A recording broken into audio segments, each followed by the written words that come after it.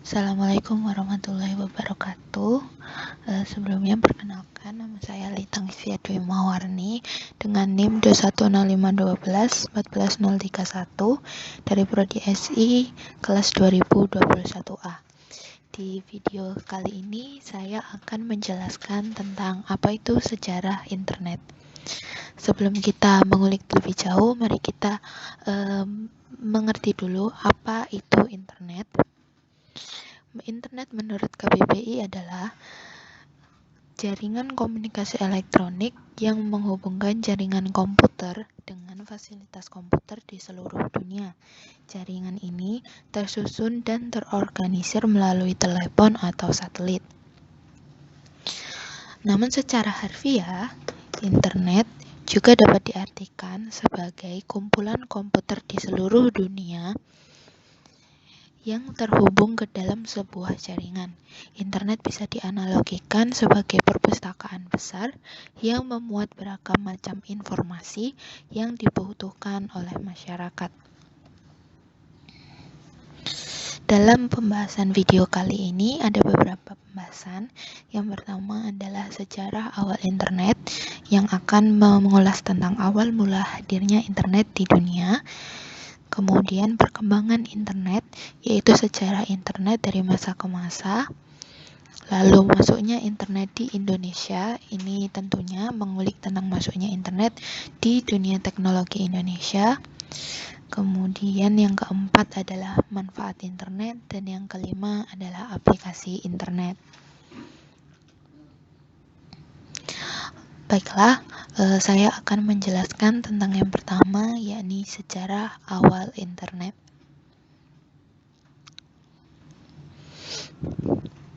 Sejarah internet di dunia. Internet merupakan jaringan komputer yang dibentuk oleh Departemen Pertahanan Amerika Serikat tahun 1969 melalui proyek ARPA yang disebut juga dengan ARPANET atau Advanced Research Project Agency Network, di mana mereka mendemonstrasikan bagaimana dengan hardware dan software komputer yang berbasis Unix, kita bisa melakukan komunikasi dalam jarak yang tidak terhingga melalui saluran telepon. Proyek ARPANET merancang bentuk jaringan kehandalan seberapa besar informasi dapat dipindahkan, dan akhirnya semua standar yang mereka tentukan menjadi cikal bakal pembangunan protokol baru yang sekarang dikenal dengan TCP atau IP, Transmission Control Protocol Internet atau Internet Protocol.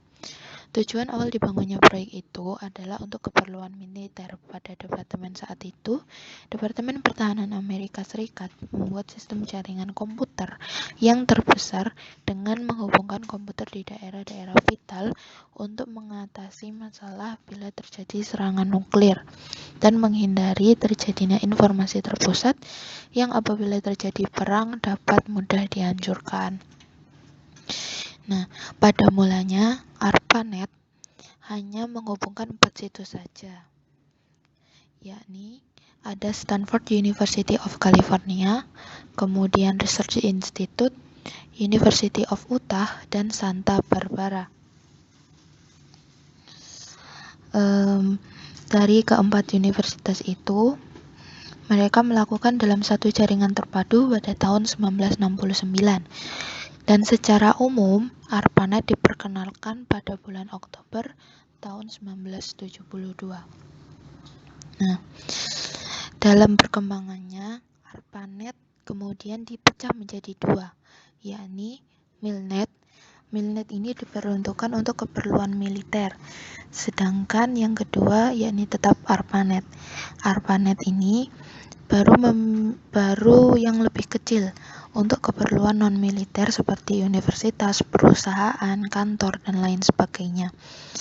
Namun akhirnya kedua nama ini kemudian digabung dan dikenal dengan nama DARPANET, DARPA Internet. Nah, DARPA Internet ini kemudian disederhanakan menjadi internet seperti yang kita kenal seperti sekarang. Selanjutnya masuk ke pembahasan yang kedua, yakni perkembangan internet.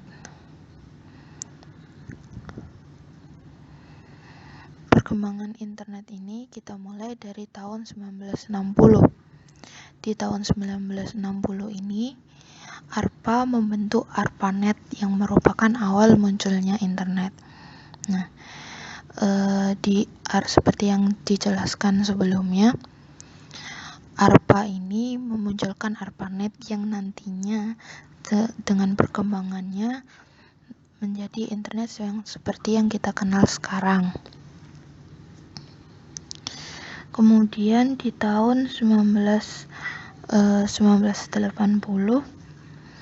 internet mulai digunakan secara terbatas untuk menghubungkan beberapa kampus-kampus universitas terkenal di Amerika Serikat. Seperti yang sudah saya sebutkan tadi, ada 4 universitas. Selanjutnya di tahun 1982,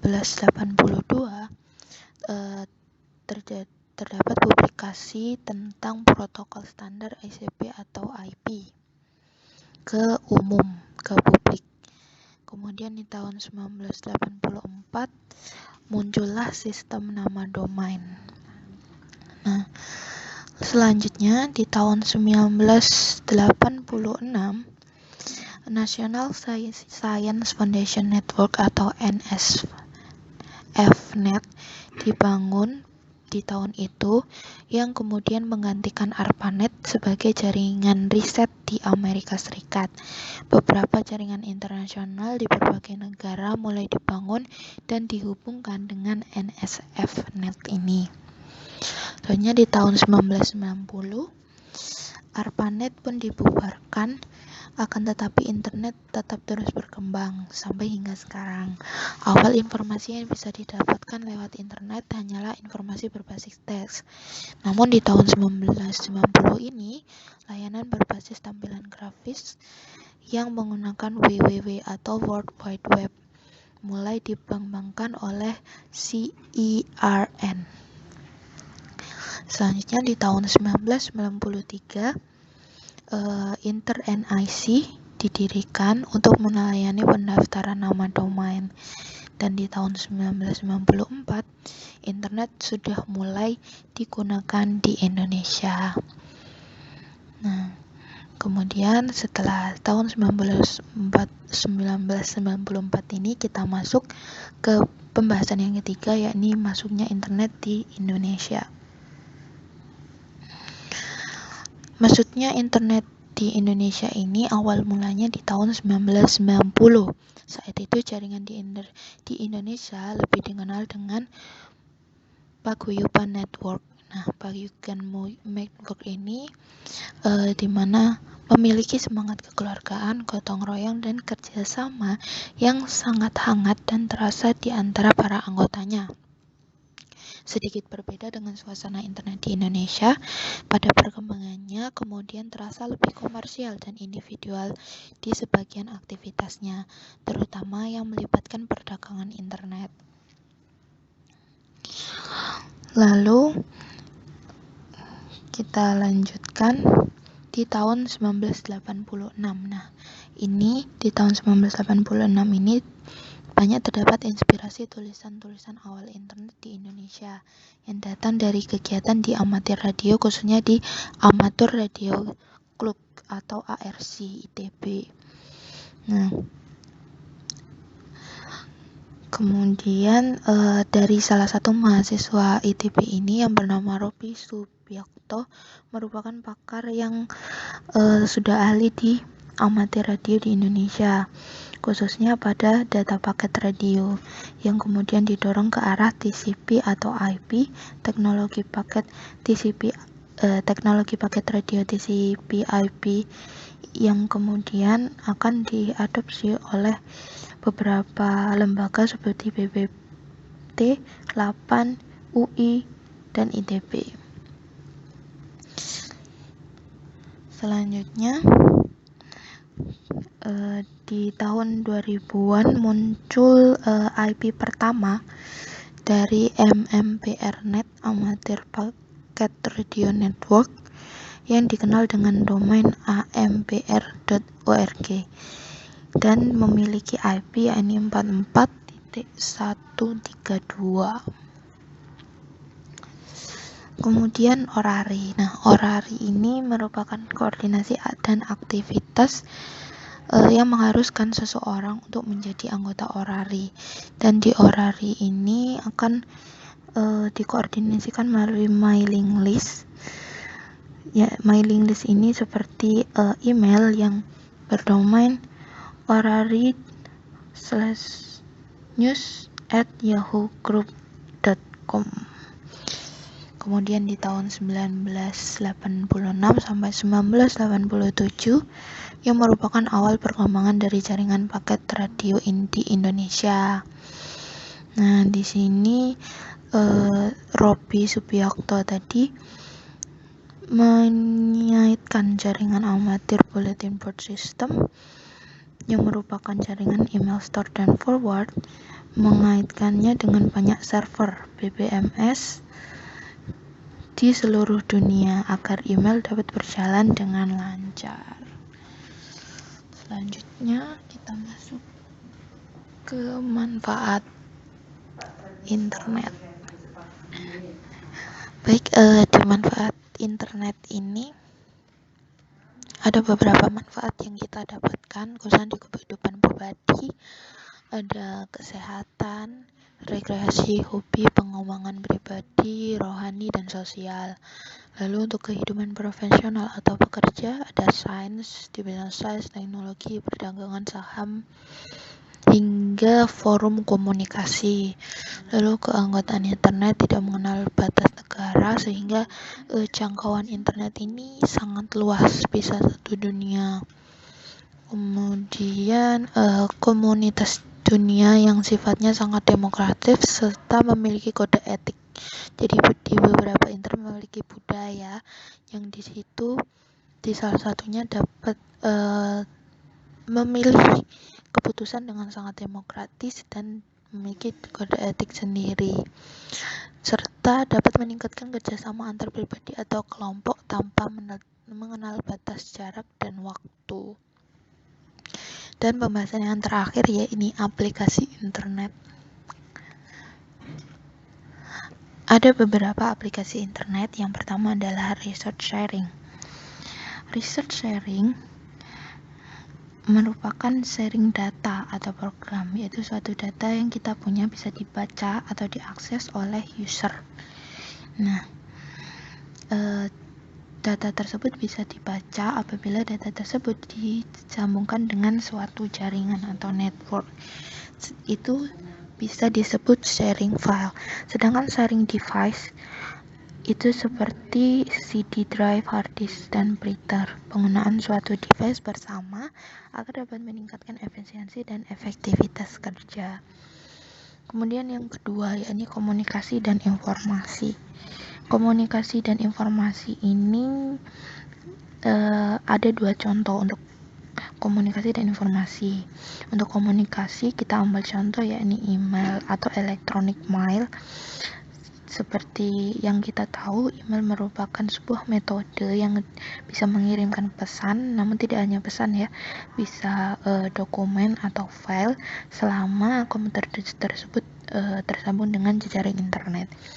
Lalu yang kedua untuk sarana informasi, kita ambil salah satu contoh yakni World Wide Web atau WWW yang merupakan bagian dari internet yang menyediakan berbagai jenis resource yang dapat ditampilkan oleh pengguna. Kemudian yang ketiga, File Transfer Protocol atau FTP.